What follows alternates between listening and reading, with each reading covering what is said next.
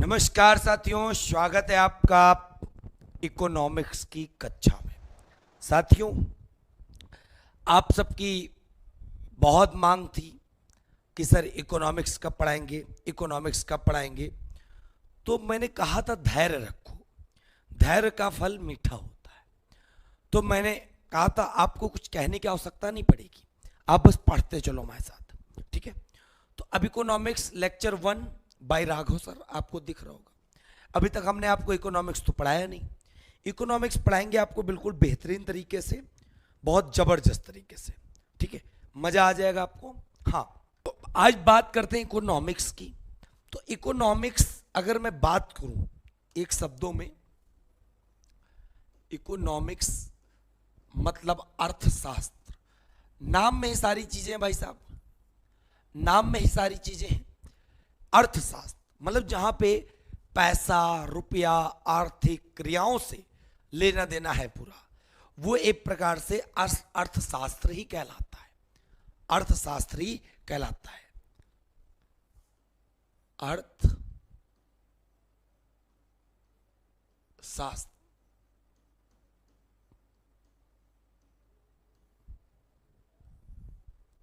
ठीक है। अब बच्चे बहुत ध्यान से मेरी बात समझना।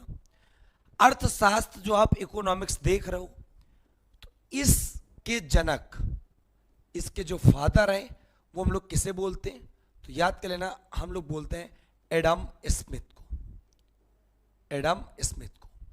ये भी पेपर में बहुत बढ़िया प्रश्न आता है कि एडम स्मिथ भाई साहब कौन थे? तो इकोनॉमिक्स अर्थशास्त्र के जनक थे। आप बता ले जाओगे जबरदस्त तरीके से, ठीक है। हाँ, जबरदस्त, बहुत बढ़िया, सबको पता होना चाहिए। हाँ, राधे राधे, जय श्री राम। हाँ, अभिषेक नेगी, थैंक यू सर, आपका सेम पढ़ाया हुआ नोट्स उत्तराखंड पीसीएस में आया था। बच्चे हर पीसीएस के एग्जाम मिलेगा, बस आप चीजें धीरे से पढ़ते चलो। तो एडम स्मिथ अर्थशास्त्र के जनक माने जाते हैं। और एडम स्मिथ अगर मैं बात करूं तो किस देश के थे भाई साहब? यूके। यूके मतलब यूनाइटेड किंगडम, क्लियर है। अब बच्चे बहुत अच्छे से याद कर लेना, एडम स्मिथ की एक पुस्तक है जो पेपर में पूछी जाती है, जो पेपर में पूछी जाती है, और उस पुस्तक का नाम है द वेल्थ ऑफ नेशन, ठीक है भाई साहब। इनकी पुस्तक का नाम है the wealth of nation, the wealth of nation. ये बच्चे किसकी पुस्तक का नाम है? तो याद कर लेना, एडम स्मिथ की।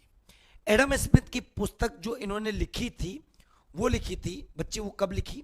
1776 में लिखी थी, 1776 में लिखी। किसने? एडम स्मिथ ने। एडम स्मिथ एक प्रकार से अर्थशास्त्री थे। कहां के थे? यूनाइटेड किंगडम, इंग्लैंड के थे। आप बता ले जाओगे अच्छे से, ठीक है। इनकी पुस्तक बहुत पेपर में पूछी जाती है, द वेल्थ ऑफ नेशंस, आराम से आप बता ले जाओगे। बच्चे यहीं पे मैं बात कर लूँ, ये तो ये इकोनॉमिक्स हो गई जो हम लोग पढ़ेंगे, मतलब जिसमें हम लोग पूरा आर्थिक क्रियाओं का, ठीक है, आर्थिक क्रियाओं का, और एक प्रकार से कह सकते हो पैसा, रुपया, राष्ट्रीय आय, बैंक, हर एक चीज का जो अध्ययन करना है वो सब अर्थशास्त्र में करना है। बहुत प्यारा बताएंगे तुमको।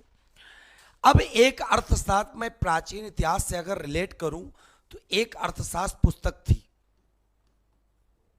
और उस अर्थशास्त्र पुस्तक के भाई साहब जो वो थे, क्या नाम है इस वाली अर्थशास्त्र पुस्तक? उनका नाम था चाणक्य। इस वाली पुस्तक के जो लेखक थे उनका नाम था चाणक्य। चाणक्य के साथ नाम था एक कौटिल्य। कौटिल्य के साथ इन्हीं का एक अन्य नाम आता है विष्णुगुप्त। लेकिन क्या आपको यह पता है भाई साहब, जो चाणक्य ने भी पुस्तक लिखी थी अर्थशास्त्र, वो आर्थिक क्रियाओं से संबंधित था? नहीं संबंधित था भाई साहब, वो संबंधित नहीं था, ठीक है। तो कहने का मतलब है कि भाई साहब जो चाणक्य की अर्थशास्त्र थी, चाणक्य, कौटिल्य, विष्णुगुप्त थी, उसका संबंध, मतलब इस वाली अर्थशास्त्र का संबंध चाणक्य की अर्थशास्त्र का संबंध किससे था? तो याद कर लेना, वो राजनीति से था। किससे था? राजनीति से था। वो राजनीति से था संबंध चाणक्य वाली अर्थशास्त्र का, क्लियर है। और जो इकोनॉमिक्स जो अभी हम लोग वर्तमान में पढ़ते हैं, जो हम लोग वर्तमान में पढ़ते हैं बच्चे। तो कहने का मतलब है जो चाणक्य की अर्थशास्त्र है उसका संबंध किससे है? राजनीति से। और अगर बात करें कि चाणक्य किसके दरबार में प्रधानमंत्री थे, तो आप बता सकते हो चंद्रगुप्त मौर्य के टाइम पे। किसके टाइम पे प्रधानमंत्री थे बच्चे? चंद्रगुप्त मौर्य के टाइम पे ये प्रधानमंत्री हुआ करते थे। कौन? चाणक्य। क्लियर है? क्लियर है बच्चे? तो कुल मिला के आप कह सकते हो अर्थशास्त्र आज तक का आपने दो देखी होंगी। एक अर्थशास्त्र जो प्राचीन इतिहास में पुस्तक आती है, तो पुस्तक मतलब आती है तो कहने का तात्पर्य है जो चाणक्य ने लिखी थी, और यह अर्थशास्त्र का कोई आर्थिक क्रियाओं से लेना देना नहीं था, मतलब इसमें पैसा वैसा का संबंध किसी से नहीं था। ये वाली अर्थशास्त्र का संबंध जो था वो बच्चे राजनीति से था। क्लियर है? चलो बहुत बढ़िया।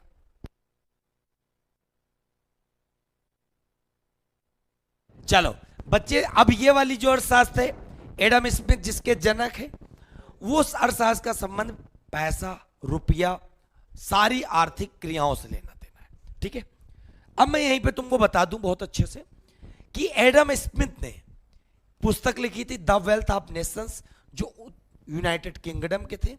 1776 में पुस्तक लिखी गई थी। क्लियर है? सारी चीज आपको क्लियर हो गई होगी।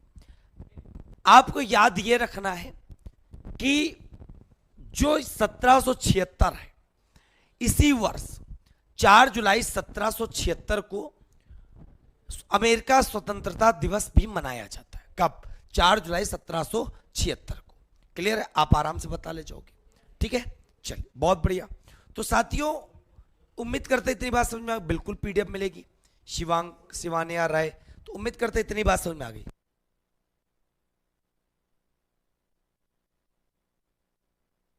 चलो इतनी बात समझ में आ गई।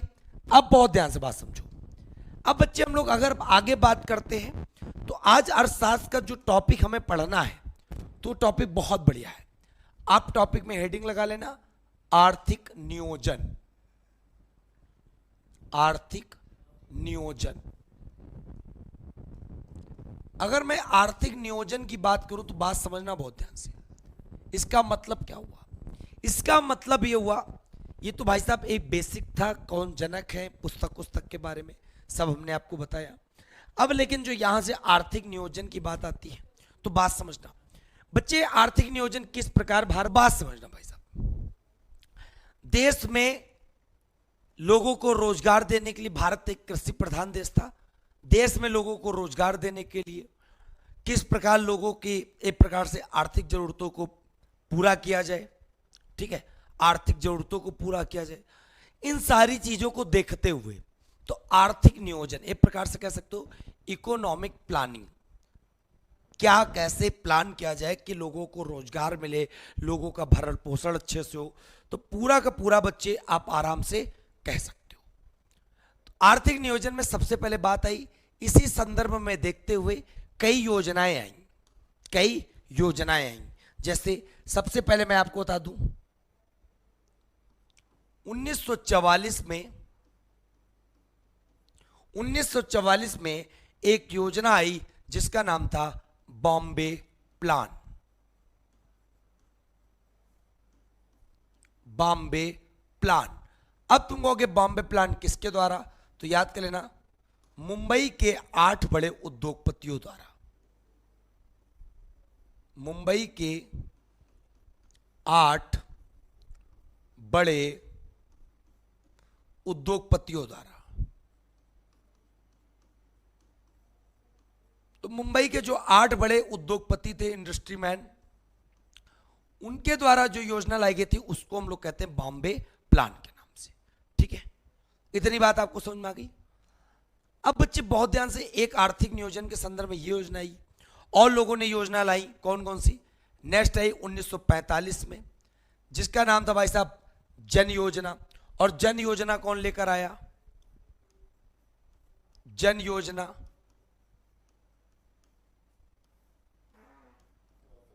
जन योजना कौन लेकर आए बच्चे? एमएन राय लेकर आए। कौन लेकर आए? एमएन राय। क्लियर है? एमएन राय के बाद अगर मैं बात करूं बच्चे, यहां पे एक योजना और आई 1943 में। 1943 में वो योजना आई जिसका नाम था भाई साहब, 1943 में एक योजना आई जिसका नाम था गांधीवादी योजना। गांधीवादी योजना। और गांधीवादी योजना बच्चे किसके द्वारा आई? तो याद कर लेना, मन्ना नारायण द्वारा। मन्ना नारायण द्वारा। तो ये देश में आर्थिक क्रियाओं के विकास के संदर्भ में सारी योजनाएं और ये योजनाएं यहां पे पूछी जाती हैं। क्लियर है? फिर अगर हम लोग बात करेंगे आगे की तरफ, तो आगे की तरफ हम लोग बात करते जो अगली योजना आई 1950 में आई, और 1950 में उस योजना का नाम था सर्वोदय योजना। क्या नाम था? सर्वोदय योजना। और सर्वोदय योजना जो आई बच्चे, वो किसके द्वारा आई? तो आप सबको बहुत अच्छे से पता होना चाहिए, जयप्रकाश नारायण द्वारा। जयप्रकाश नारायण द्वारा बच्चे योजना लाई गई जिसका नाम था, आप बता सकते हो, सर्वोदय योजना। अब अगर मैंने सर्वोदय के बारे में आपको बताया हुआ है कि सर्वोदय जो एक प्रकार से योजना है, तो जयप्रकाश नारायण। अगर यहीं पे प्रश्न आ जाए सर्वोदय शब्द किसने दिया, तो आप बता सकते हो सर्वोदय शब्द दिया एम गांधी। एम गांधी का मतलब हो गया महात्मा गांधी ने। अगर यहीं पे प्रश्न पूछ लिया जाए सर्वोदय आंदोलन बच्चे कौन लेकर आया, तो सर्वोदय आंदोलन बच्चे लिख लेना, कौन लेकर आया? विनोबा भावे। विनोबा भावे। ये किससे रिलेटेड है? सर्वोदय आंदोलन से। सर्वोदय शब्द से कौन है? महात्मा गांधी। सर्वोदय योजना से कौन है भाई साहब? आप जयप्रकाश नारायण बता रहे हो। ठीक है, इतनी बात क्लियर है। फिर बच्चे बहुत अच्छे से याद कर लेना, जो विनोबा भावे हैं, विनोबा भावे ने एक आंदोलन और चालू किया था, तो उस आंदोलन का नाम याद कर लेना, भूदान आंदोलन। भूदान आंदोलन। बहुत प्यारा सा प्रश्न आता है कि भूदान आंदोलन के प्रणेता या नेतृत्वकर्ता कौन थे, तो आप बता सकते हो बच्चे कौन थे? विनोबा भावे थे। और भूदान आंदोलन की जो शुरुआत हुई थी, स्टार्टिंग, वो बच्चे कहां से हुई थी, तो आपको पता होना चाहिए, वो उसकी शुरुआत हुई थी तेलंगाना। तेलंगाना से भूदान आंदोलन की शुरुआत हुई थी। तो इतनी बात आपको पता चल रही जबरदस्त तरीके से। ठीक है, मजा आ रहा नहीं आ रहा? देखो, ये मत कहना कि भाई साहब बोरिंग टॉपिक है। बोरिंग टॉपिक इकोनॉमिक्स आप पहली बार पढ़ रहे हो। उम्मीद करते हैं आपको हर एक चीज बिल्कुल विधिवत तरीके से मैं समझाऊं और मैं अपना 100% दूं, जिससे आपको सारी चीजें बहुत ही बेस्ट तरीके से समझ में आए, है कि नहीं? आर्थिक नियोजन आपको समझ में आए कि आर्थिक नियोजन का मतलब है जैसे पहले हम कोई पूर्व निर्धारित उद्देश्य बना लेते हैं, उनकी पूर्ति के लिए सीमित प्राकृतिक संसाधनों का कुशलता प्रयोग करते हैं, वही आर्थिक नियोजन कहलाता है। ठीक है। आर्थिक नियोजन का मतलब क्या होगा? बेरोजगारी दूर कर ले हम, जिससे गरीबी दूर कर ले, रोजगार के अवसरों में वृद्धि कर ले, यही सारी चीजें हम लोग बता सकते हैं, है कि नहीं? चलो, अब बच्चे बात आती है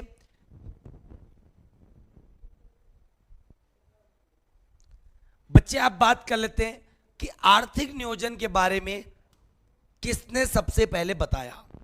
आपको पता होना चाहिए आर्थिक नियोजन के बारे में सन 1934 में एक व्यक्ति का नाम था, जिनका नाम था Visvesvaraya.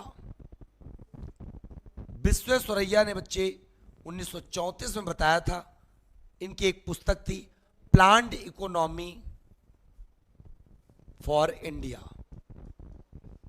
Planned economy for India.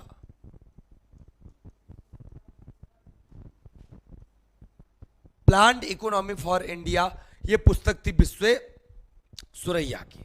ठीक है, हाँ ठीक है। चलो, यह बात समझ में आ गई बच्चे आपको? बिल्कुल। तो यही सारी चीजें थी भाई साहब, जो पूरा पूरा एक प्रकार से विकास बना। बहुत बढ़िया। प्लान्ड इकोनॉमी फॉर इंडिया पुस्तक किसकी थी बच्चे?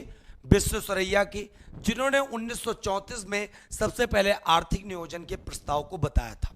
अब आर्थिक नियोजन के संदर्भ में आर्थिक नियोजन का तात्पर्य था भारत में बेरोजगारी को दूर करना, रोजगार के अवसरों को प्रदान करना, ठीक है, और एक प्रकार से कह सकते हो असमानता को दूर करना। तो तो सारी चीजें के संदर्भ में ये सारी योजनाएं आई थी। अब इन योजनाओं 1950 में सब सर्वोदय योजना के बाद क्या हुआ, तो आपको बता दूं 1947 में भारत देश आजाद हो गया था। भारत देश आजाद हो गया था। अब भाई साहब जब भारत देश आजाद हो गया था 1947 में, पंडित जवाहरलाल नेहरू 1950 में प्रधानमंत्री बन गए थे, तो उनके सामने सबसे बड़ी चुनौती थी कि भारत में कैसे लोगों को रोजगार दिया जाए। शहरों का विकास तो हो चुका था, गांवों का विकास कैसे संभव किया जाए। बहुत सारी समस्याएं पंडित जवाहरलाल नेहरू के सामने उत्पन्न थी। तो पंडित जवाहरलाल नेहरू ने क्या किया बच्चे, 15 मार्च 1950 को एक किसका गठन किया, योजना आयोग का। तो याद कर लेना, पंडित जवाहरलाल नेहरू ने योजना आयोग का गठन कब किया बच्चे, 15 मार्च 1950 को गठन किया। योजना आयोग का काम ही बना दिया कि आप भारत के विकास के लिए भाई साहब क्या करिए, आप योजनाएं बनाइए। योजना आयोग ने बात कही, ठीक है, हाँ बिल्कुल। अब बहुत अच्छे से याद कर लेना, ये जो योजना आयोग बनाया गया 15 मार्च 1950 को गठित किया गया। सबसे बड़ी बात, योजना आयोग एक गैर संवैधानिक संस्था है, एक गैर संवैधानिक मतलब नॉन कॉन्स्टिट्यूशनल बॉडी। इसका मतलब यह होता है कि जिस चीज का उल्लेख संविधान में ना हो वो गैर संवैधानिक कहलाता है, और जिस चीज का उल्लेख संविधान में हो बच्चे उसको हम लोग संवैधानिक संस्था कहते हैं, ठीक है, हाँ। इतनी बात समझ में आ गई बच्चे? तो इतनी बात आपके बिल्कुल दिलो दिमाग में बैठ गई होगी कि यह एक गैर संवैधानिक संस्था है। योजना आयोग का गठन 15 मार्च 1950 को किया, पर किसने, पंडित जवाहरलाल नेहरू ने। क्लियर है? अब बहुत अच्छा सा, जब कोई आयोग बनता है तो उसका कोई ना कोई अध्यक्ष बनता है। तो इस आयोग का अध्यक्ष बच्चे कौन बनाया गया, तो कहा गया कि इस आयोग का अध्यक्ष हमेशा पीएम रहेगा, मतलब प्रधानमंत्री रहेगा। क्लियर है? कौन रहेगा, प्रधानमंत्री रहेगा। तो इसका मतलब हुआ, अगर आपसे कहा जाए जवाहर योजना आयोग के पहले अध्यक्ष कौन थे, तो भाई साहब पहले प्रधानमंत्री कौन थे योजना आयोग के, तो आप बता सकते हो। योजना आयोग के पहले प्रधानमंत्री थे जिनका नाम था पंडित जवाहरलाल नेहरू। तो योजना आयोग के अध्यक्ष भी पहले कौन रहे होंगे, पंडित जवाहरलाल नेहरू। ठीक है, अब बात आती है एक योजना अध्यक्ष बना, तो अध्यक्ष हमेशा पीएम ही रहा, मतलब जो पीएम रहता गया वही योजना आयोग का अध्यक्ष रहता गया। अब बच्चे बात आती है कि योजना आयोग में एक उपाध्यक्ष का भी पद गठित किया गया। कौन सा, उपाध्यक्ष का भी पद गठित किया गया। पेपर में प्रश्न आता है कि उपाध्यक्ष पहली बार कौन बने, तो याद कर लेना गुलजारी लाल नंदा। गुलजारी लाल नंदा जो हैं भाई साहब पहली बार योजना आयोग के उपाध्यक्ष बने थे। ठीक है, इतनी बात समझ में आ रही? चलो, इतनी बात बच्चे समझ में आ रही है?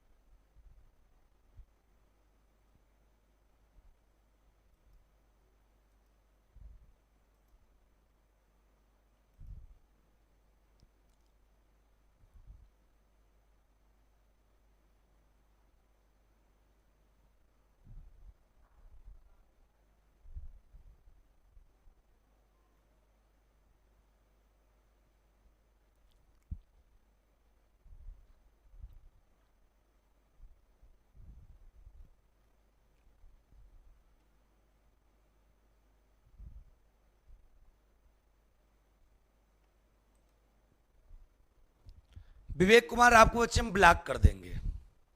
ठीक है, पढ़ा रहा हूं तो पढ़ाने नहीं दे रहे हो।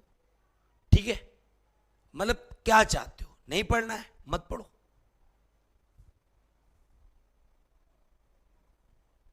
अजीब इंसान हो। चलो बच्चे, योजना आयोग के पहले अध्यक्ष थे पीएम। पीएम हमेशा होते थे, और उपाध्यक्ष पहले जो बने, पहले उपाध्यक्ष, तो याद कर लेना पहले उपाध्यक्ष बच्चे बने कौन, गुलजारी लाल नंदा। तो ये भी बात आपको बहुत अच्छे से दिलो दिमाग में बैठ गई होगी। इतनी बात समझ में आ गई? अब बहुत ध्यान समझना, योजना आयोग का काम क्या था बच्चे? देश के विकास के लिए योजनाएं बनाना, देश के विकास के लिए बच्चे योजनाएं बनाया। तो कहने का मतलब है योजना आयोग ने भाई साहब क्या किया? पंचवर्षीय योजनाओं को तैयार किया, पंचवर्षीय योजनाओं को बनाया। पंचवर्षीय योजनाओं को मतलब क्या हुआ? इसका मतलब यह हुआ बच्चे, इसका मतलब यह हुआ कि योजना आयोग जो था वो 5 साल के लिए योजनाओं को बनाता था। विवेक कुमार अपना नंबर भेजो, हम बता देंगे आपको जो दिक्कत हो, ठीक है? आप अपना नंबर भेजो। तो पंचवर्षीय योजनाओं को क्या करता था? योजना आयोग तैयार करता था। क्यों? क्योंकि भाई साहब इसका मतलब होता था कि देश के विकास के लिए 5 साल, देश के विकास के लिए 5 साल क्या था? 5 साल के लिए जो योजनाएं बनाई जाती थी उनको पंचवर्षीय योजनाएं कहते थे। कहने का मतलब है जैसे हम लोग पढ़ने के लिए प्लान बनाते हैं कि 1 साल बच्चे लगेगा, 2 साल लगेगा, 3 साल लगेगा, तो उसी प्रकार देश के विकास के लिए उन्होंने सोचा कि भारत देश में से अंग्रेज लोग गए हैं भी, तो अब देश में क्या करना है कि लोगों को रोजगार प्रदान करना, लोगों में भूखमरी की दिक्कत ना आए। तो इन्हीं सारी चीजों को देखते हुए 5 साल के लिए योजनाएं बनाई जाती थी। फिर 5 साल जब बीत जाते थे तो टारगेट किया जाता था, ये भी टारगेट किया जाता था किस पंचवर्षीय योजना में क्या करना है। तो चीज याद कर लेना, योजना का काम क्या होता था? पंचवर्षीय योजनाओं को तैयार करना। एक काम होता है कि कोई चीज तैयार कर दी जाती है, उसके बाद उसका अनुमोदन किया जाता है। मतलब पंचवर्षीय योजनाओं को एक प्रकार से पूरा सहमति देता था। कौन देता था? अनुमोदन करता है। कौन करता है? तो बच्चे एक संस्था और बनी थी, उसका नाम था राष्ट्रीय विकास परिषद, जिसको बोलते हैं national development council. National development council. और याद कर लेना, नेशनल डेवलपमेंट काउंसिल, ये भी पेपर में प्रश्न पूछा था, इसका गठन कब हुआ? तो 6 अगस्त 1952 को राष्ट्रीय विकास परिषद का गठन हुआ था। और सबसे बड़ी बात, इस संस्था का भी, नेशनल डेवलपमेंट काउंसिल, इसका भी भाई साहब अध्यक्ष हमेशा कौन हुआ? इसका भी अध्यक्ष हमेशा पीएम ही होता था। कौन होता था? पीएम, मतलब प्रधानमंत्री। प्रधानमंत्री हमेशा होता था राष्ट्रीय विकास परिषद का अध्यक्ष। और 6 अगस्त 1952 को, ठीक है, 1952 को इसका गठन हुआ था और इसका भी अध्यक्ष पीएम ही होता था। और पंचवर्षीय योजनाओं को अनुमोदन, एक प्रकार से पूरा स्वीकृति कौन देता था? तो वो देता था बच्चे राष्ट्रीय विकास परिषद। क्लियर हो गई बात? चलिए, उम्मीद करते हैं इतनी बात आपको समझ में आ गई होगी जबरदस्त तरीके से, ठीक है? चलो, बहुत बढ़िया बच्चे, सब बस इतनी बात समझ में आ गई बच्चे? जबरदस्त। चलो,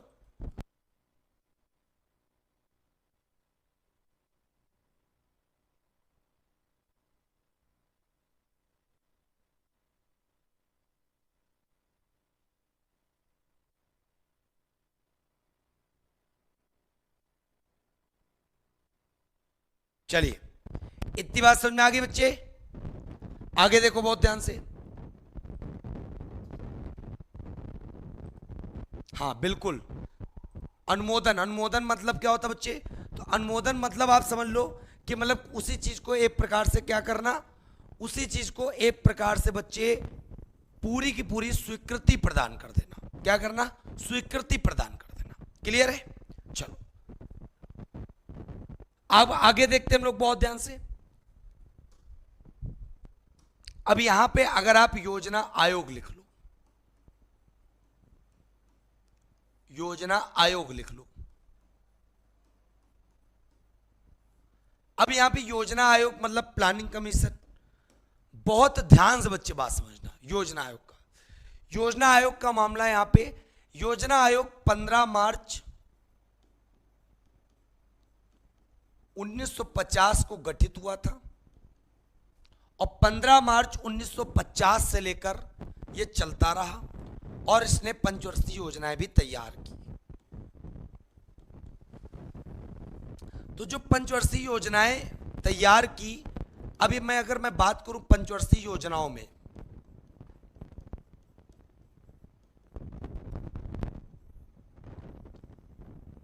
पंचवर्षीय योजनाओं में बात करूं तो बच्चे पहली योजना कब आई थी? तो याद कर लेना 1951 में आई थी। ठीक है, फिर उसके बाद मतलब पहली कब से कब तक आई? तो सिंपल सी बात है 1951 से भाई साहब 56 तक चली होगी, क्योंकि 5 साल की योजना थी। तो 51 से लेकर 56 तक का पहली पंचवर्षीय योजना चली। दूसरी कब चली होगी? 56 से लेकर 61 तक चली होगी। आप आराम से बता सकते हो। क्लियर है? अब बच्चे बहुत ध्यान से याद रखिएगा। क्या याद रखोगे? तो ये तैयार करता था। टोटल पंचवर्षीय योजना कुल पंचवर्षीय योजना कितनी है आज तक का? 12। और जो 12वीं पंचवर्षीय योजना थी 2012 से 2017 तक चली। कौन सी योजना? पंचवर्षीय योजना आखिरी वाली 12वीं पंचवर्षीय योजना बच्चे 2012 से 2017 तक चली। क्लियर है? दूसरी बात याद कर लेना बच्चे बहुत ध्यान से। योजना आयोग के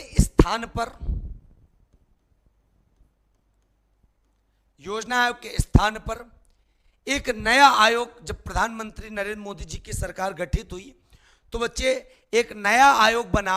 उस नए आयोग का नाम पड़ा नीति आयोग। नीति आयोग। ये भी पेपर में प्रश्न आता है कि नीति आयोग का गठन कब हुआ? योजना आयोग के स्थान पर हुआ। और नीति आयोग का जो गठन हुआ है वो कब हुआ? तो याद कर लेना 1 जनवरी 2015। 1 जनवरी 2015 को नीति आयोग का गठन हुआ। प्रधानमंत्री नरेंद्र मोदी जी ने योजना आयोग के स्थान पर नीति आयोग का गठन किया। क्लियर है? फिर बच्चे बहुत ध्यान से याद कर लेना।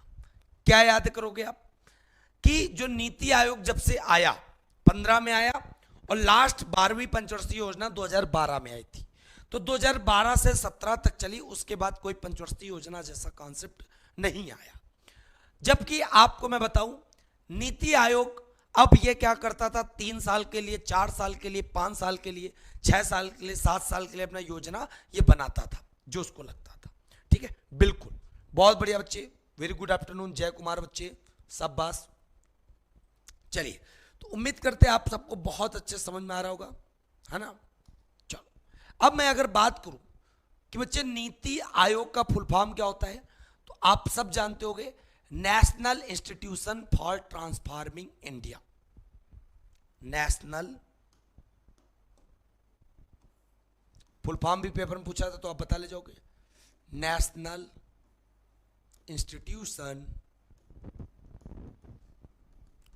Institution for transforming India. For transforming India.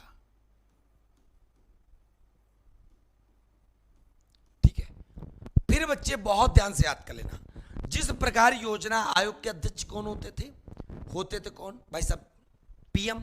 उसी प्रकार नीति आयोग के भी अध्यक्ष हमेशा कौन हुए? पीएम। और आप सब जानते हो 2014 में प्रधानमंत्री नरेंद्र मोदी जी की सरकार आई थी, तब योजना आयोग को हटाकर नीति आयोग बना था। तो नीति आयोग जब बना तो अध्यक्ष पीएम, मतलब पहले अध्यक्ष कौन बने होंगे? तो सिंपल सी बात, पहले अध्यक्ष बने होंगे श्री नरेंद्र मोदी जी। क्लियर है? क्लियर है बच्चे? बहुत बढ़िया। तो यही सारी चीजें हैं, बिल्कुल अच्छे से आपको समझनी है। उम्मीद करते समझ में आ रहा होगा। ठीक है, ठीक है, चलो। हाँ बिल्कुल, आकाश कटारिया कह रहे हैं सर पंचवर्षीय योजना को डिटेल में पढ़ा। तो बिल्कुल आप पढ़ो तो ठीक से। चलो, इतनी बात समझ में आ गई? एक बार कमेंट करके बताओ भाई साहब, इतनी बात समझ में आ गई? मतलब योजना आयोग पंचवर्षीय योजना तैयार करता था, हर 5 साल के लिए प्लान बनाया जाता था। अगर वो प्लान पा लिया जाता था तो सक्सेस थी, नहीं पाया जाता तो भाई साहब असफल हो जाती थी। लेकिन जब से मोदी जी की सरकार आई तो उन्होंने योजना आयोग को हटा दिया। योजना आयोग के स्थान पर उन्होंने एक नया आयोग लेकर चले आए। उसका नाम बच्चे इन्होंने रखा नीति आयोग। क्लियर है?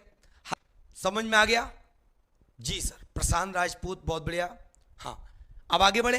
अब तुम्हारा जो हेडिंग, तो बच्चे इतना आपने समझा, अब इसके बाद जो हेडिंग आपकी लगेगी वो बहुत बड़ी हेडिंग लगेगी, 5 ईयर प्लान। 5 ईयर प्लान मतलब हिंदी में पंचवर्षीय योजनाएं। क्या कहते हैं? पंचवर्षीय योजनाएं। मैंने पहले बताया, अगर मैं बात करूं तो पहली पंचवर्षीय योजना बच्चे कब आई?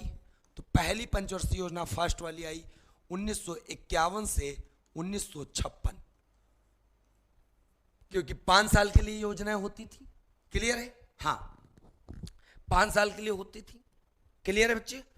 फिर बच्चे बहुत अच्छे से याद कर लेना। क्या याद करोगे? जो पंचवर्षीय योजनाएं थी वो भाई साहब ये कॉन्सेप्ट कहां से लाया गया? तो कॉन्सेप्ट याद कर लेना, एक प्रकार से स्रोत याद कर लेना, सोर्स याद कर लेना। ये बोलते हैं इसको सोवियत संघ से लाएगी।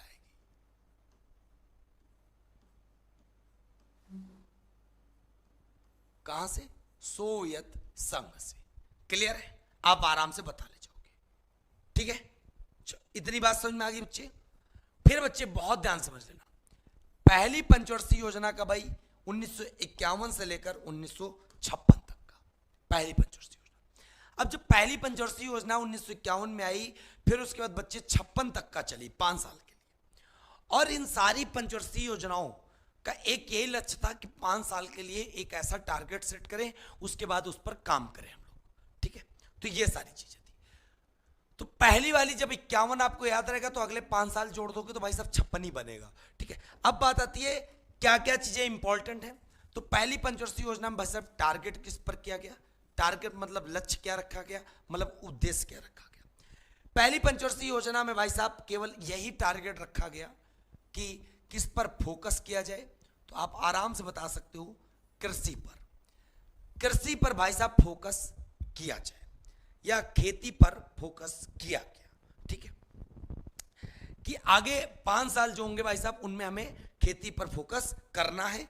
तो यही मेन टारगेट इसका पहली पंचवर्षीय योजना में रखा गया। दूसरी बात भाई साहब, एक विकास दर निर्धारित की गई, मतलब ग्रोथ रेट। ग्रोथ रेट 2 प्रकार से तुम्हें पढ़ना।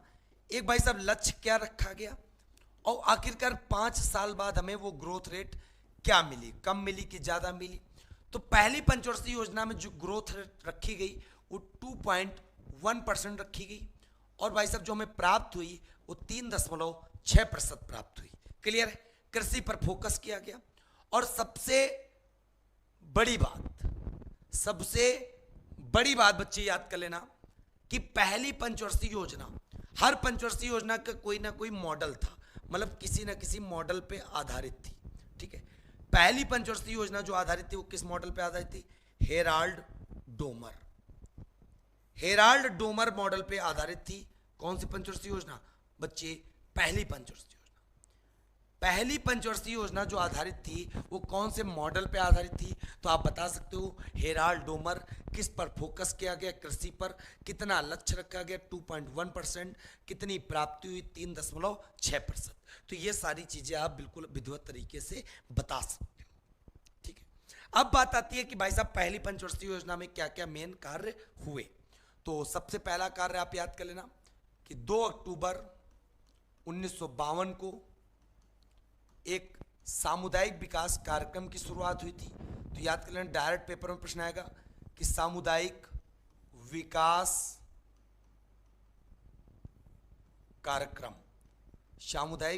कार्यक्रम की बच्चे शुरुआत कब हुई? तो आप याद कर लेना 2 अक्टूबर 1952 को।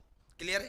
पहला मतलब सिंपल सी बात, 51 से लेकर 56 तक का जो भी कार्य हुए होंगे सब उसी योजना के अंतर्गत आएंगे। ठीक है?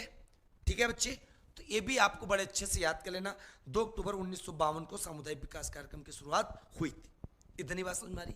फिर बात समझो भाई साहब, खेती कृषि पे फोकस किया गया था तो पानी की भी व्यवस्था करनी थी। तो कुछ परियोजनाएं भाई साहब स्थापित की गई। तो परीक्षा में प्रश्न आता है कि पहली पंचवर्षीय योजना में एक परियोजना शुरू की गई थी जिसका नाम है हीराकुंड परियोजना। दूसरा भाई साहब एक याद कर लेना, हीराकुंड के अलावा जिसका नाम है भाखड़ा नागल परियोजना। मतलब ये सारी परियोजनाओं की भी शुरुआत पहली पंचवर्षीय योजना के दौरान ही हुई थी। ठीक है, और एक थी जिसका नाम था दामोदर घाटी परियोजना, बहुउद्देशीय परियोजना। दामोदर घाटी बहुउद्देशीय परियोजना। क्लियर है बच्चे? ये भी याद कर लेना, जो हीराकुंड परियोजना है वो किस नदी पर है? तो आप बता देना, हीराकुंड भाई साहब परियोजना जो है वो महानदी पर है। किस पर है? महानदी पर। और कहां पर है बच्चे? तो ये उड़ीसा में है। बहुउद्देशीय परियोजना इसलिए बोलते हैं इनको, क्योंकि बहुत सारे उद्देश्यों को ये पूरा करती है। और बच्चे आपको पता होना चाहिए, हीराकुंड के आगे जब बांध लगा देते हो तो भारत का सबसे लंबा बांध भी हीराकुंड ही हो जाता है। अब अगली पंचवर्षीय योजना की बात कर ले, भाखड़ा नागल। भाखड़ा नागल बच्चे पंजाब में स्थित है। और दूसरी बात, ये किस नदी पर है, तो आप बता सकते हो सतलज नदी पर स्थित है जो भाखड़ा नागल परियोजना है। अब भाखड़ा नागल के आगे अगर आप बांध लगा दोगे तो भारत का सबसे ऊंचा गुरुत्वीय बांध भाखड़ा नागल ही हो जाएगा। बच्चे दामोदर घाटी परियोजना, दामोदर घाटी परियोजना दामोदर नदी पर है, दामोदर नदी पर ही है। और कहां पर बच्चे, वेस्ट बंगाल मतलब पश्चिम बंगाल में स्थित है। और दामोदर घाटी परियोजना की जो गठन हुआ था वो भी आपको पता होना चाहिए 1948 में हुआ था। और भारत की पहली बहुउद्देशीय परियोजना, ये भी याद कर लेना, भारत की पहली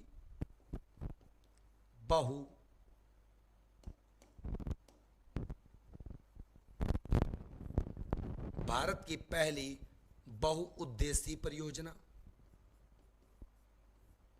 कौन सी हुई, तो दामोदर घाटी परियोजना। तो इस प्रकार आपको यह भी पता चल गया कि इसमें यह हुआ था, इसमें यह हुआ था। आराम से आप बता ले जाओगे, नहीं बता पाओगे, आराम से बता ले जाओगे। तो कुल मिला के आपको इतनी बात समझ में आ गई।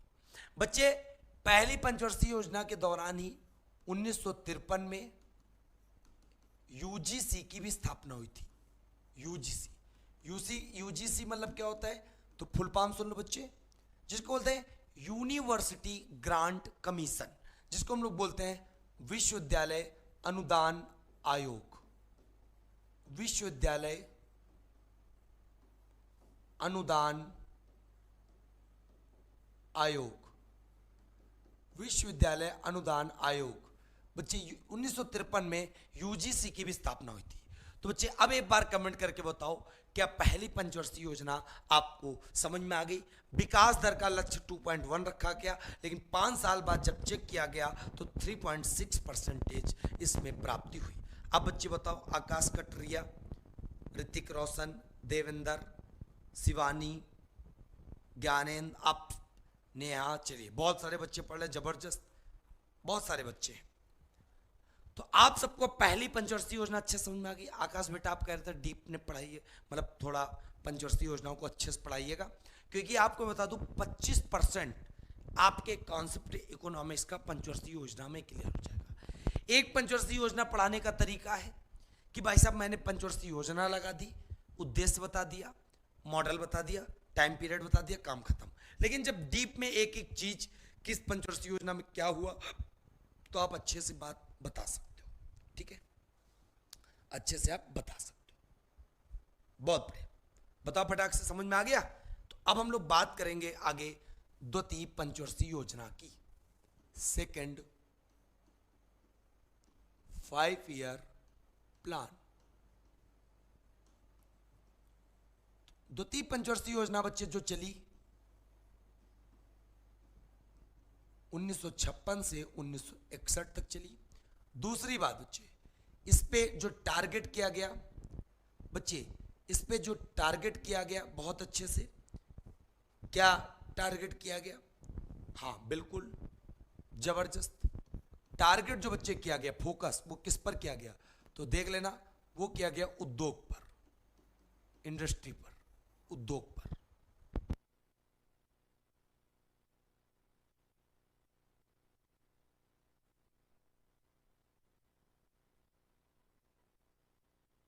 चलो बच्चे, द्वितीय पंचवर्षीय योजना में आपको पता चल गया कि टारगेट किस पे किया गया, उद्योग पे।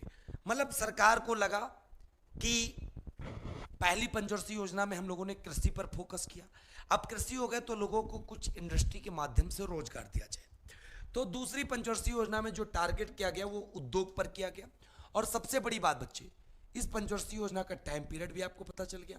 और इस पंचवर्षीय योजना का जो विकास दर का लक्ष्य रहा, ग्रोथ रेट, विकास दर का लक्ष्य, तो याद कर लेना, लक्ष्य जो रहा 4.5% रहा। बच्चे जो प्राप्ति हुई वो कितने की हुई, वो भी याद कर लेना, 4.2% की हुई। 4.2% की हुई, 4.5 की प्राप्ति हुई। क्लियर है? चलो इतनी बात आपको समझ में आ गई होगी। अब बच्चे द्वितीय पंचवर्षीय योजना में मॉडल का नाम क्या था? इस पंचवर्षीय योजना में जो मॉडल का नाम था PC Mahal नोबिस model. PC Mahal नोबिस model ये नाम था। क्लियर है? अब बच्चे बहुत अच्छे से प्रश्न आता है इसमें, इस पंचवर्षीय योजना में क्या क्या कार्य हुए। तो आप उद्योग की बात करते हैं, तो उद्योग की अगर बात करते हैं तो आपको स्टील प्लांट पता होना चाहिए। भारत में स्टील प्लांट 4 प्रमुख स्टील प्लांट हैं। पता कौन कौन से? 4 स्टील प्लांट हैं।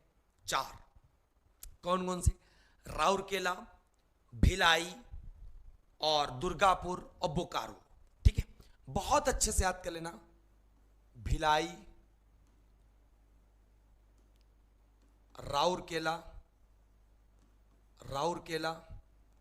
और दुर्गापुर ये 3 स्टील प्लांट मैं लिखूंगा सिर्फ। क्यों? बोकारो में नहीं लिखूंगा। क्यों नहीं लिखूंगा? क्योंकि बोकारो तीसरी पंचवर्षीय योजना में जाएगी। भाई साहब ये 3 स्टील प्लांट हैं। पहला प्रश्न आता है ये कहां पर स्थित है? ठीक है, तो भिलाई वाला याद कर लेना, राउरकेला वाला याद कर लेना उड़ीसा में है, दुर्गापुर वाला याद कर लेना पश्चिम बंगाल में है, और भिलाई वाला याद कर लेना छत्तीसगढ़ में। CH का मतलब क्या है? छत्तीसगढ़। अब अगला प्रश्न आता है कि बच्चे उस समय तो भारत के पास पैसा तो था नहीं, तो दूसरे देशों ने सहायता की थी भारत में स्टील प्लांट को स्थापित करने में। तो मतलब सहायता किसने की वो भी देख लो।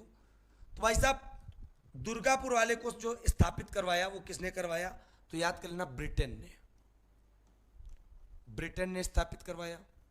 बच्चे जो राउरकेला वाले को स्थापित करवाया वो पश्चिमी जर्मनी ने करवाया, पश्चिमी जर्मनी ने। बच्चे जो भिलाई वाले को स्थापित करवाया वो सोवियत संघ ने स्थापित करवाया, सोवियत संघ ने। क्लियर है?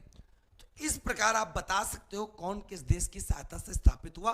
तो द्वितीय पंचवर्षीय योजना में आप समझ गए होंगे 4 प्रमुख स्टील प्लांट है। 3 आपको ये दिख रहे हैं, एक चौथा जो बोकारो दूसरी पंचवर्षीय योजना में भाई साहब नहीं शामिल था।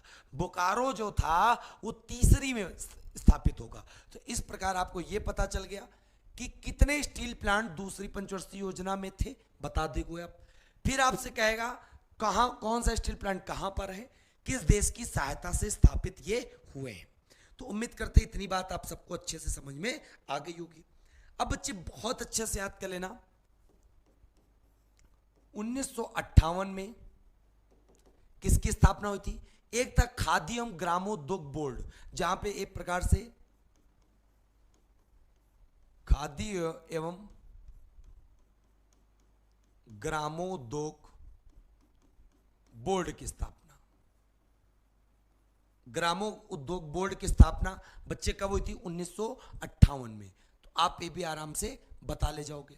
ठीक है, अब बच्चे बहुत अच्छे से यहीं पे याद कर लेना, इसी पंचवर्षीय योजना के दौरान 2 अक्टूबर 1959 को बच्चे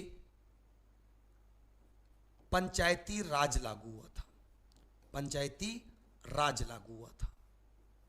और आपको पता होना चाहिए पंचायती राज लागू होने वाला पहला राज्य कौन सा था, कहां पर लागू हुआ था? तो सबको पता है राजस्थान। राजस्थान में पहली बार पंचायती राज स्थापित हुआ था। बच्चे राजस्थान के कौन से जिले में था? तो ये भी आपको पता है, नागौर जिले में। अब आपसे अगर कहा जाए कि नागौर जिले के बच्चे किस गांव में था, तो याद कर लेना बगदरी। बगदरी गांव का नाम है, नागौर जिला है, राजस्थान राज्य है। क्लियर है? क्लियर है बच्चे? पंचायती राज लागू करने वाला पहला राज्य कौन सा बना?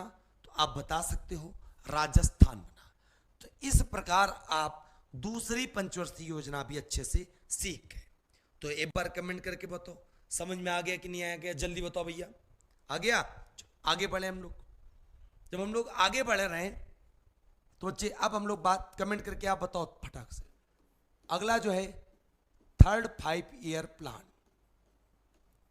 तीसरी पंचवर्षीय योजना कब से कब तक चली बच्चे? तो याद कर लेना 1956 से 1961 तक चली है। कब तक चली? 56 से लेकर 61 तक चली, जिसका नाम है तीसरी पंचवर्षीय, सॉरी 56 से 61 कहाँ हो जाएगा, 61 तो हो चुकी ना दूसरी, 1961 से 1966 तक। क्लियर है? अब बात आती है कि भाई साहब जो तीसरी पंचवर्षीय योजना थी, तीसरी वाली, उस पे भाई साहब जो टारगेट किया गया, जोर दिया गया, वो जोर किस पर दिया गया? तो याद कर लेना, पहली वाली में कृषि था, कृषि, और दूसरी वाली में उद्योग, और तीसरी वाली में याद कर लेना कृषि प्लस उद्योग, दोनों पर जोर दिया गया। ठीक है। दूसरी बात, विकास दर कितना रखा गया? Growth rate. तो याद कर लेना विकास दर कितना रखा गया। लक्ष्य बच्चे रखा गया कितना? तो याद कर लेना 5.6%। ठीक है। बच्चे प्राप्ति कितनी हुई? तो याद कर लेना 2.8%, 2.8%। फिर अगर आपसे बात कही जाए कि तीसरी पंचवर्षीय योजना का मॉडल क्या था, मॉडल, तो याद कर लेना सुखमय चक्रवर्ती मॉडल, सुखमय चक्रवर्ती मॉडल। तो सुखमय चक्रवर्ती मॉडल जो था, तो याद कर लेना बच्चे तीसरी पंचवर्षीय योजना का मॉडल था।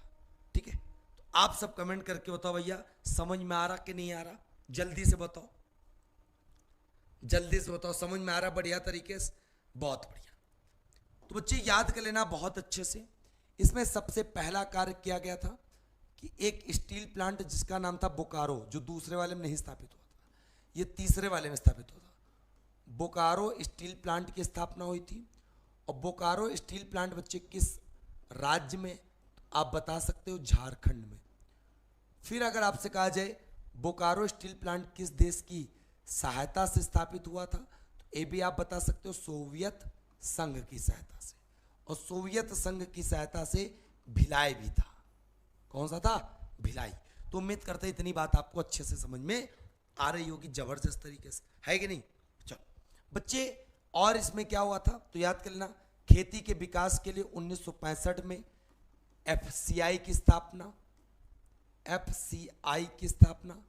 एफसीआई का मतलब होता है बच्चे food corporation of India, food corporation of India.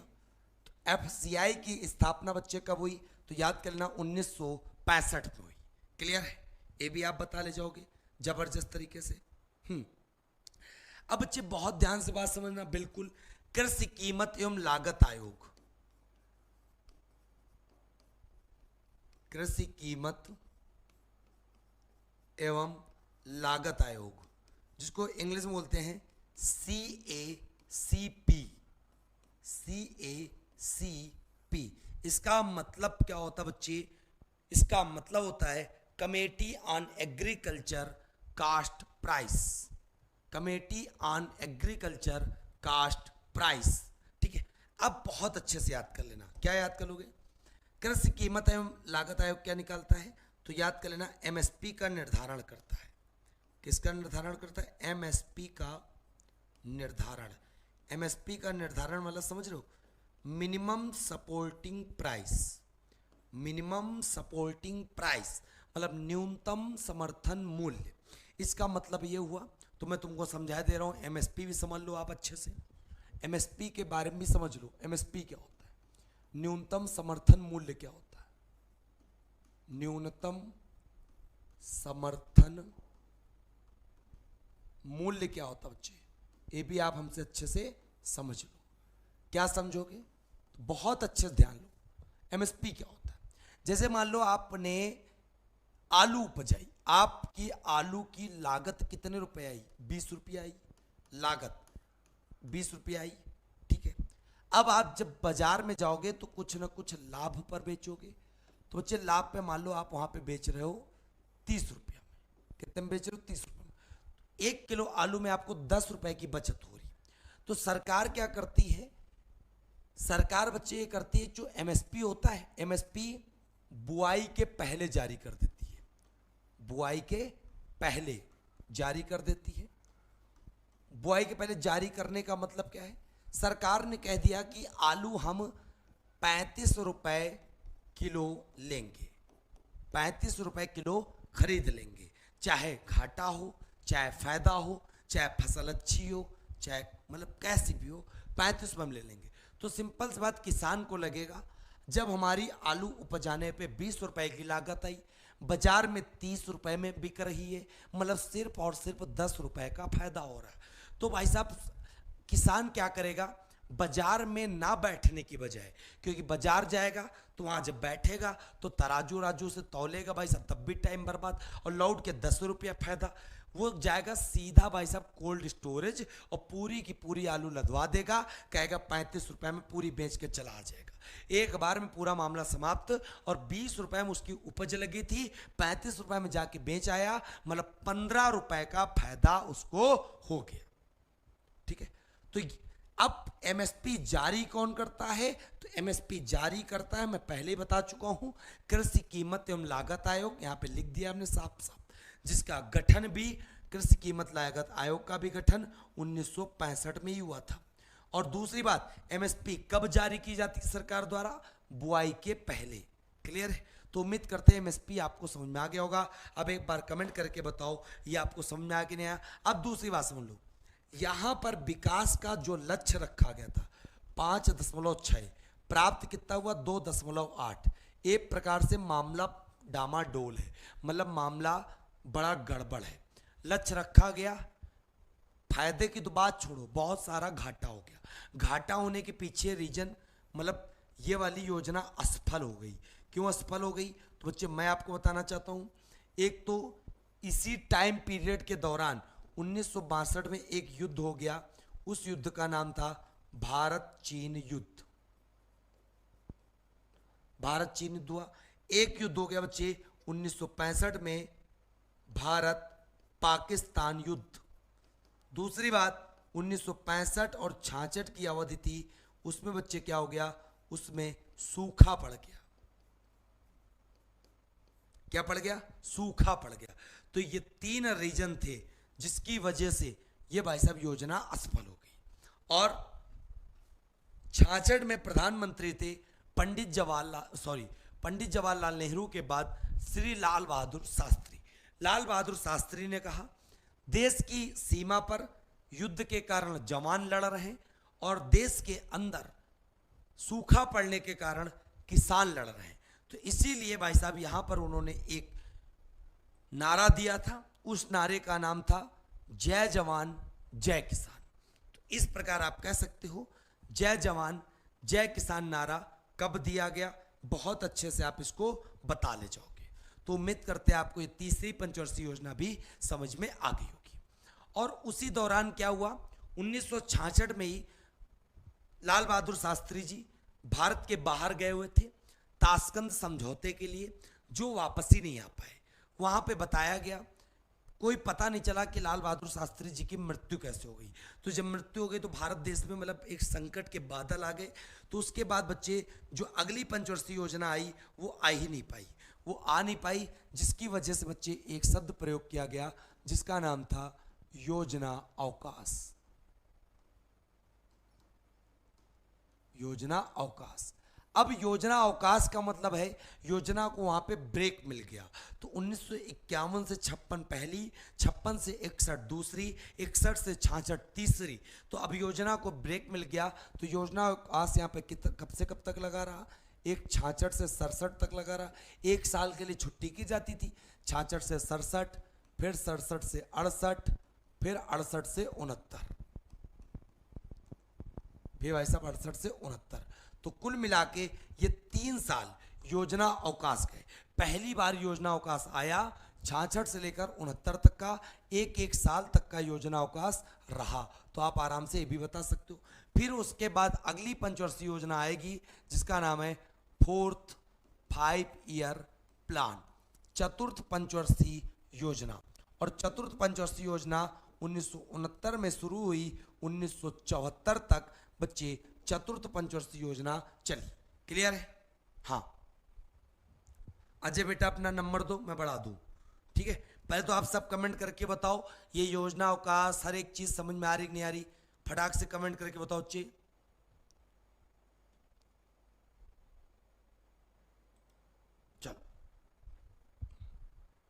मजा आ रहा? क्या बात है, फिर तो बहुत बढ़िया बात है ना। बच्चे जो चौथी पंचवर्षीय योजना आई वो भी हमने आपको बता दिया। अब बच्चे बहुत अच्छे से याद कर लेना, टाइम पीरियड हमने बता ही दिया। फिर भाई साहब इसका मॉडल याद कर लेना। मॉडल, आप देखो मॉडल याद करना इतना आवश्यक नहीं है, क्योंकि सारे जो मॉडल प्रमुख हैं वो शुरुआत के 3 ही हैं, तो हमने आपको वो पहले ही रटवा दिए। तो ये इस मॉडल का नाम था DR गाडगिल। क्या नाम था? DR गाडगिल। अब सबसे बड़ी बात बच्चे आती है कि विकास दर कितना रहा। विकास दर बच्चे, विकास दर का जो लक्ष्य रखा गया 5.7%, और जो प्राप्त हुआ वो कितना हुआ? 3.4%। तो इस प्रकार भाई साहब आपको समझ में आ गया, ठीक है, जबरदस्त, समझ में आ गया बच्चे, बहुत बढ़िया। ये भी आपको पता चल गया, बहुत प्यारा। विकास दर, मॉडल सब पता चल रहा है ना, सही बात। अब बच्चे बहुत ध्यान समझ लेना कि इस पर फोकस क्या किया गया, टारगेट क्या किया गया, तो याद कर लेना, स्थिरता के साथ विकास, स्थिरता के साथ विकास, ये चतुर्थ पंचवर्षीय योजना का क्या था? फोकस था भाई साहब, फोकस था। अब बहुत अच्छे से बात समझ लेना, इस पंचवर्षीय योजना में क्या क्या कार्य हुआ था। सबसे पहले तो कार्य हुआ था 1969 में 14 बैंकों का राष्ट्रीयकरण। 14 बैंकों का राष्ट्रीयकरण। बच्चे, सरकार आ चुकी थी लाल बहादुर शास्त्री जी के बाद इंदिरा गांधी जी की, और इंदिरा गांधी जी जब बैठी, शासन में आई, तो कहने का मतलब है कि 14 बैंकों का जो राष्ट्रीयकरण इसलिए कर दिया क्योंकि यहां पर देश के विकास की बात चल रही थी, लेकिन विकास हो कहाँ रहा था? असलियत में विकास हो रहा था सिर्फ और सिर्फ शहरों में। तो इंदिरा गांधी जी ने क्या किया भाई साहब, शहरों में विकास हो रहा था, लोन उन्हीं लोगों को मिल रहा था जो पैसे वाले थे, गरीब लोगों को लोन मिल नहीं पा रहा था, जिसकी वजह से बच्चे क्या प्रॉब्लम हुई? प्रॉब्लम ये हुई कि गरीब लोग विकास कुछ करके नहीं पा रहे थे। तो उन्होंने क्यों? क्योंकि सारी बैंकें सरकारी थी, सॉरी प्राइवेट थी। तो इंदिरा गांधी जी ने सोचा जब हम इन सारी बैंकों को क्या कर देंगे, राष्ट्रीयकरण मतलब सरकारी बना देंगे, तो भाई साहब तब सबको लोन मिलने लगेगा। और ऐसी बैंकें उन्होंने चुनी जिन बैंकों की पूंजी 50 करोड़ से ज्यादा थी। जिन बैंकों की पूंजी 50 करोड़ से ज्यादा थी, बच्चे उन सारी बैंकों को उठाकर क्या कर दिया? तो याद कर लेना, राष्ट्रीयकृत कर दिया, जिसके बाद ये बैंक के सारी सरकारी हो गई और सबको लोन आसानी से मिलने लगा। तो ये भी आप अच्छे से याद कर ले जाओगे, समझ गए? बहुत बढ़िया। फिर बच्चे बहुत अच्छे से, अजय आप बेटा चेक करो वैलिडिटी, फिर बात करो, ठीक है? चलो बच्चे, और क्या क्या हुआ 1900, तो याद कर लेना, 18 मई 1974 पहला परमाणु परीक्षण, पहला परमाणु परीक्षण हुआ 18 मई 1974 को। कहां पे हुआ? तो आपको पता होना चाहिए, पोखरण में हुआ। पोखरण कहां पड़ता बच्चे? राजस्थान में पड़ता है। दूसरी बात, इस परमाणु परीक्षण का नामकरण क्या रखा गया? तो नामकरण रखा गया स्माइलिंग बुद्धा। स्माइलिंग बुद्धा आप आराम से बता सकते हो, ठीक है? बहुत बढ़िया, जबरदस्त। ये भी हमने आपको बता दिया। बच्चे और क्या कार्य हुआ था? तो एक चीज और याद कर लेना, 1970 में श्वेत क्रांति आई थी। श्वेत क्रांति, और श्वेत क्रांति बच्चे आप याद कर लेना कि जनक कौन थे? श्वेत क्रांति के जनक थे वर्गीस कुरियन, और ये वही वर्गीस कुरियन है जो अमूल दूध के संस्थापक भी हैं, ठीक है? श्वेत क्रांति का संबंध किससे है? तो याद कर लेना, दुग्ध उत्पादन से, मिल्क प्रोडक्शन से। तो इस प्रकार चतुर्थ पंचवर्षीय योजना भी आपको हमने समझा दी। अब हम लोग बात करते बच्चे 5वीं पंचवर्षीय योजना में बात करेंगे लेकिन अब हम लोग जो अगली बात करेंगे वो अगले वीडियो में करेंगे। पांचवी पंचवर्षीय योजना की शुरुआत हम लोग नेक्स्ट लेक्चर में करेंगे, इकोनॉमिक्स लेक्चर 2, और अगले लेक्चर में पूरा का पूरा पंचवर्षीय योजना समाप्त भी हो जाएगा हमारा। ठीक है, हाँ अब कह रहा हूँ कल क्लास कितने बजे होगी, तो बच्चे मैं बता दे रहा हूं, कल जो क्लास होगी बच्चे, कल क्लास जो होगी हमारी तुम्हारी, वो पता कितने बजे होगी, वो होगी लिख लो 3 बजे होगी।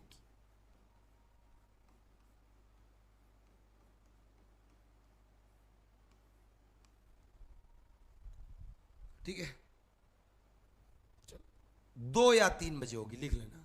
अगर मैं 2 बजे फ्री हो गया 2 बजे ले लूंगा, 3 बजे हो गए 3 बजे ले लूंगा। ठीक, और जिसमें कल पूरा पंचवर्षीय योजना मैं आपको समाप्त कर दूंगा। ठीक है, अजय आप चेक कर लो, दोनों बैच चेक कर लो बच्चे। ठीक है, चलिए मैं आपसे विदा लेता हूं, मिलूंगा आपको एक नए वीडियो के साथ।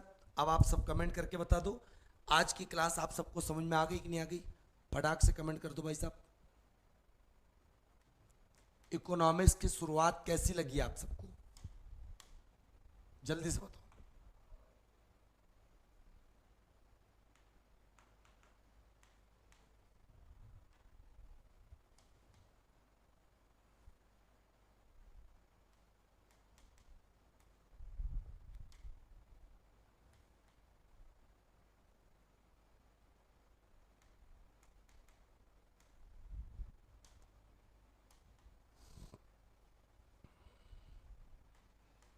आपको पीडीएफ भी मिल जाएगी। ठीक है, चलिए अजय बेटा कोई बात नहीं, सॉरी मत बोलो, आपका कार्य हमने पहले ही कर दिया, आपको कहने की आवश्यकता ही नहीं। यहाँ पे अर्थव्यवस्था कर लो,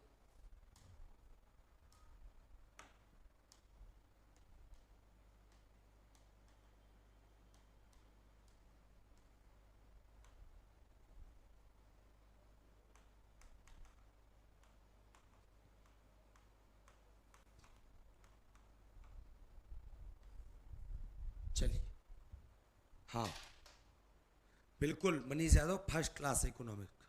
ठीक, मस्त मस्त, चलिए बहुत अच्छा रहा। ठीक, चलिए मैं भी विदा लेता हूँ। छोटे लाल भारती वो भी चलेगी, लेकिन एक एक पढ़ो ठीक से। ठीक, हम भी अच्छा कंटेंट दे पाएंगे। चलिए, थैंक यू क्लास, जय हिंद, जय भारत, वंदे मातरम।